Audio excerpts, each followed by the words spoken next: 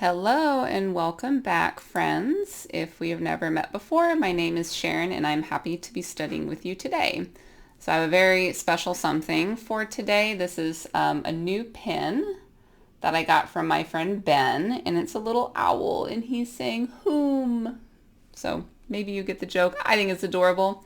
I'm happy to be wearing it. So let's get into what we're talking about today. This is part of my Help Me Start Writing series. And the topic that we're going to explore today is advertising to children. There's a lot of different opinions on this topic, and my goal for this series of videos is to get you motivated to start researching and reading and start writing about this topic, because sometimes that really is the hardest part, is getting started. So that's what I'm here for. All right. So before you do anything else, you really need to consider, what is your actual assignment? Do you have a written paper from your teacher that explains your actual writing assignment? Is it an argument? Are you writing a cause-effect essay? Are you writing a problem-solution essay? So it's really important that you're aware of what kind of essay you're actually writing, because not all essays are the same. And it's quite possible that if you don't know exactly what your teacher is asking for, that you could write a whole essay that doesn't pass because it's not doing what your teacher has asked you to do. So review that writing assignment page. And the rubric, if your teacher has given you a rubric, look at what kind of criteria your teacher will grade you on. All right, the next thing to consider is, when is your essay due? So if your essay is due a month from now, you need to start planning backwards. So you start with, okay, well, in week 4, I'm going to turn it in. Okay, so in week 4, I also need time for editing, which means that in week 3, I really need to have all the big changes done. So I should be revising. So hopefully in week 2, I have my first draft done and I give it to my teacher, and hopefully my teacher can give it back with some comments that help me revise. And then, which means in your very first week, you need to search for and read your sources. Read your sources, and you need to start making your plan, your outline for how you're going to write your essay. What is your thesis statement? What are your key points? Okay.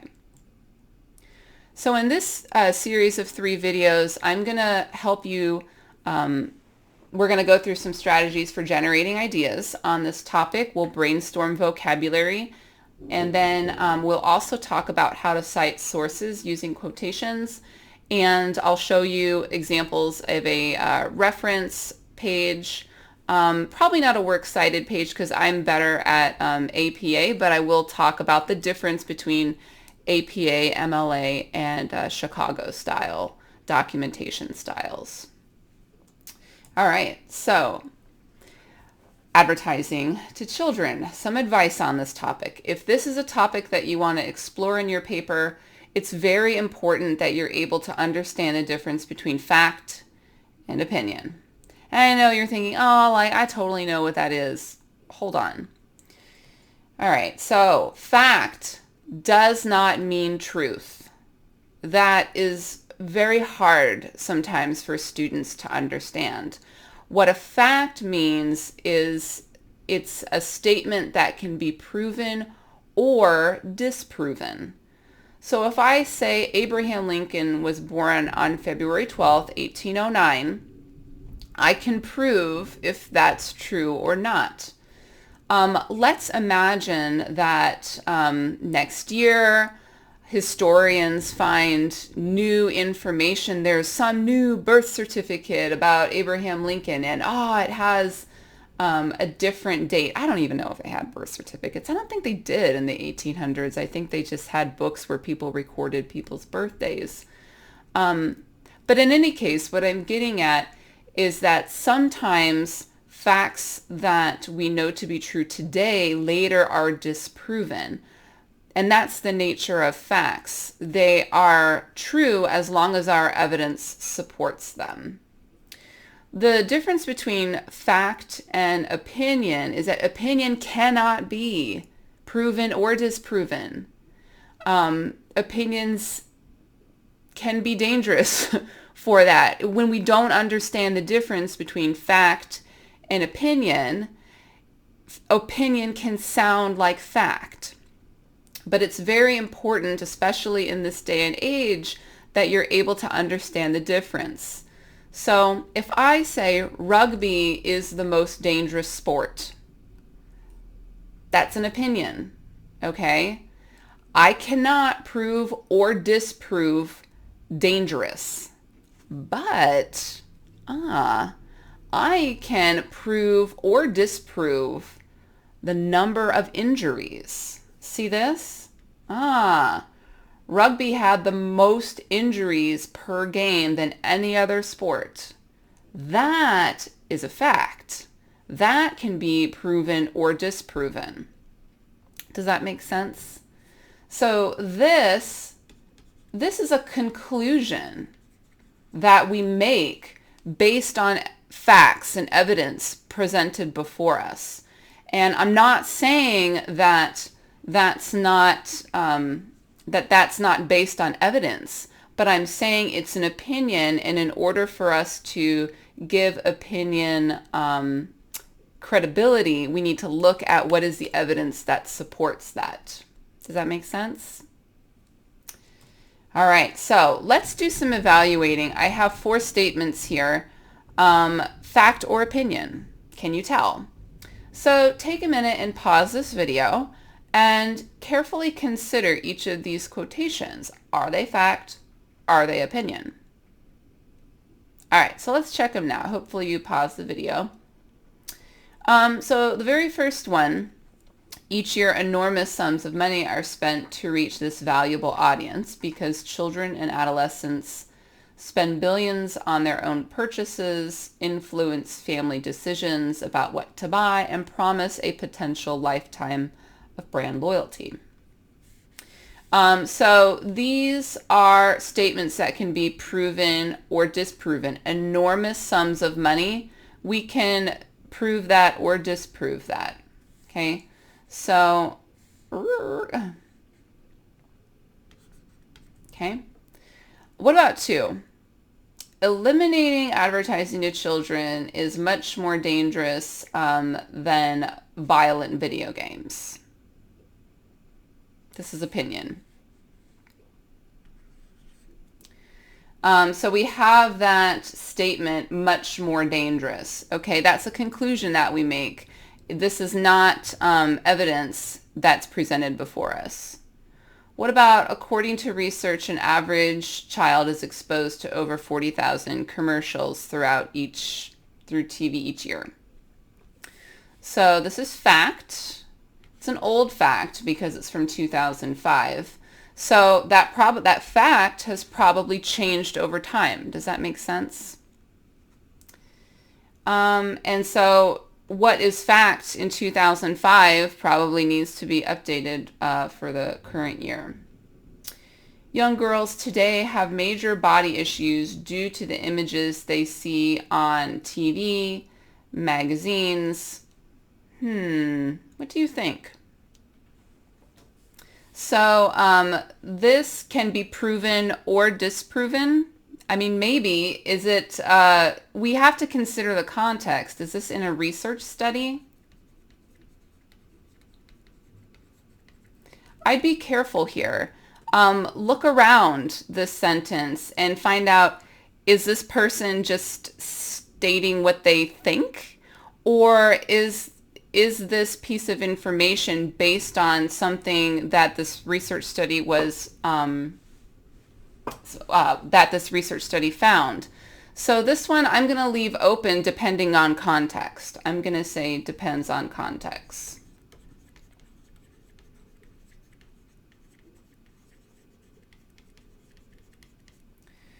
All right, so fact and opinion, that's a good way to get started. Now we're going to look at how we can generate some ideas on this topic. So I have an interesting strategy for you to try. After you find a credible source, which we've done in other videos, you can go back and look at how I suggested you find some credible sources on other topics. Once you find a credible source, go to that source's reference list and look for titles in that reference list of sources that you can read for your essay. So I found this particular reference from American Association of Pediatrics in their journal called Pediatrics. So I'm going to take you there. All right, here we are. Let me make this a little bit bigger. All right, so let's go down to this sources reference page. So all the way down here.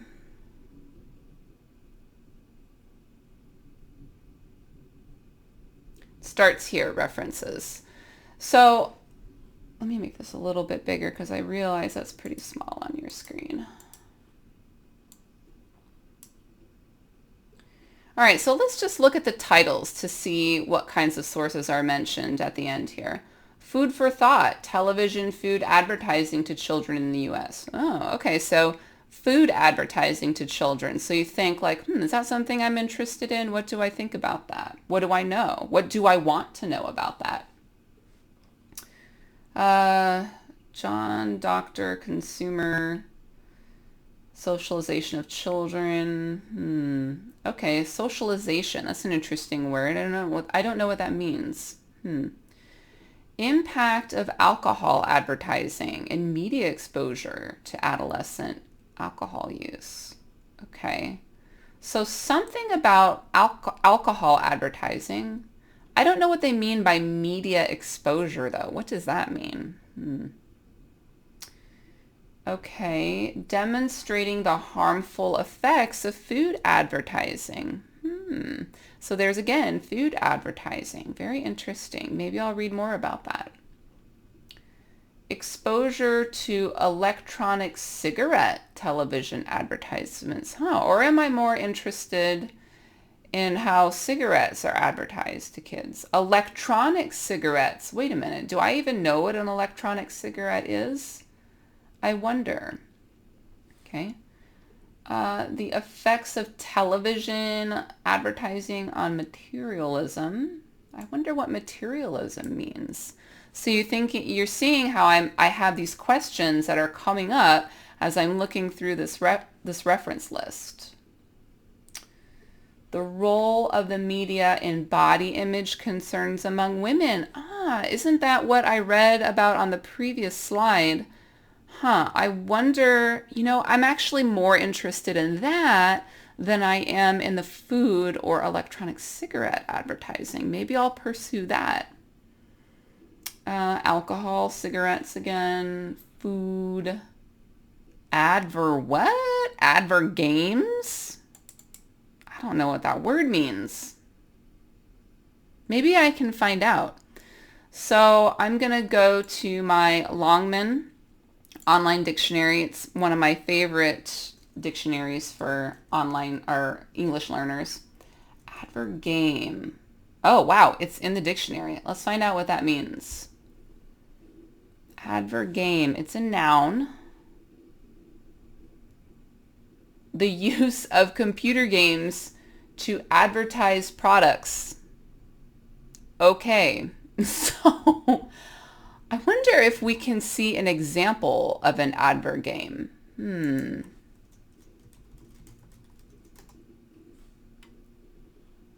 Advergame.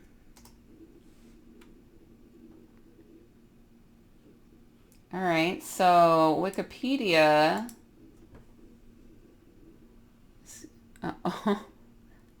Okay, so these look like kind of strategy games with M&Ms. Nesquik, which is a chocolate drink, an oatmeal, some kind of city game with oatmeal. McDonald's. Okay, I'm getting the idea now. Okay, so what I'm showing you is when I see unfamiliar vocabulary, I'm using strategies to figure out what that means, and if I find, and then I'm thinking about, is that interesting to me? I don't know. I think this is interesting, but I also think that that body image, media advertisements affecting women's body image, I also think that that's interesting. Okay. U.S. food company branded advert. Oh, some more on AdverGames. Okay. Susceptibility. I don't know what that means. I'm going to look it up.